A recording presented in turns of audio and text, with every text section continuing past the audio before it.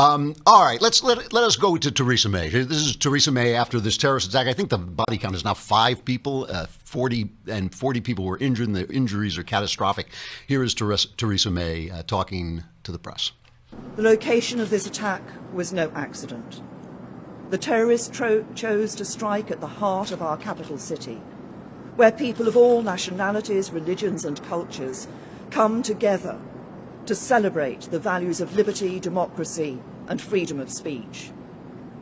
These streets of Westminster, home to the world's oldest parliament, are ingrained with a spirit of freedom that echoes in some of the furthest corners of the globe.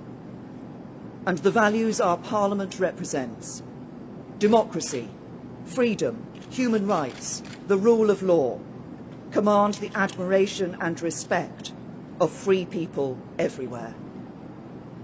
That is why it is a target for those who reject those values.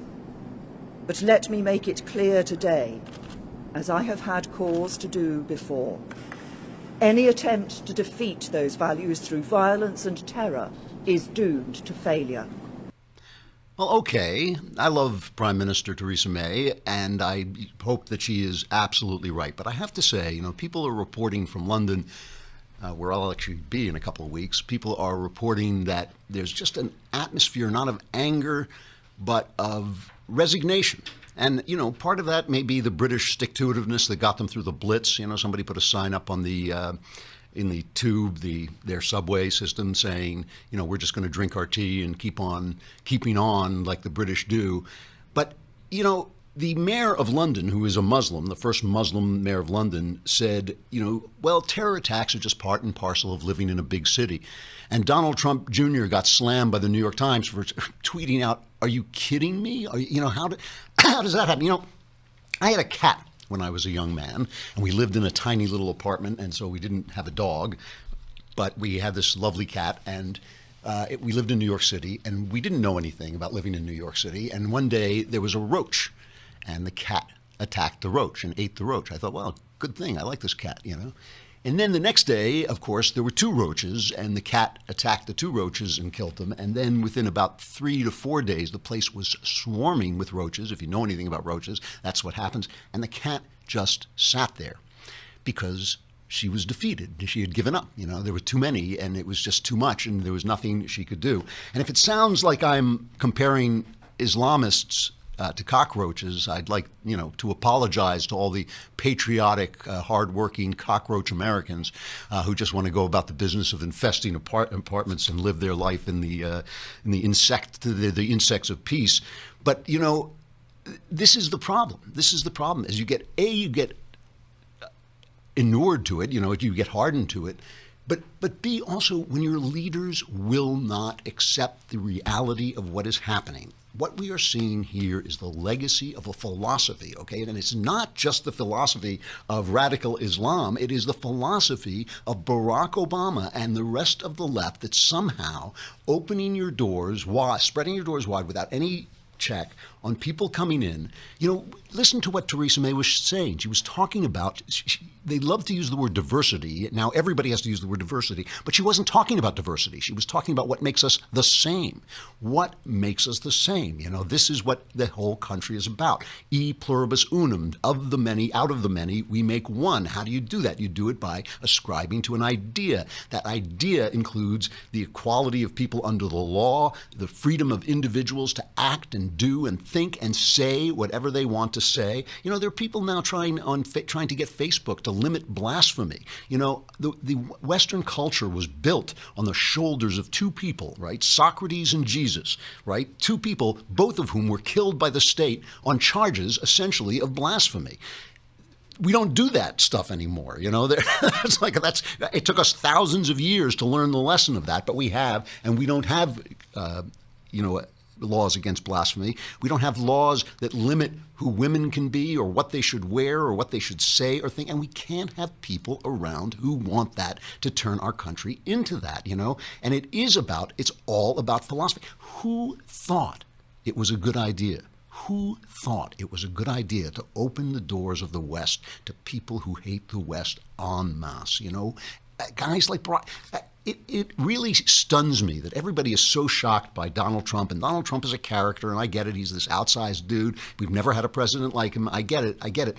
But if you want to talk about bizarre, the philosophy of our last president was so much more bizarre than anything Donald Trump thinks. In a way, Donald Trump isn't original and creative enough to be bizarre. He's actually just in a certain mode of populist Americanism. But Obama and the people who followed him and the people who believed what he said, that was bizarre. And the legacy of and we are living with that legacy now. Yesterday, I mentioned this rape in Rockville, Maryland, this horrible, horrible rape of a 14-year-old girl in her high school, by two grown men, essentially. She was 14. They were 17 and 18. I think they dragged her into the boys' room and just brutalized her. One of them here illegally.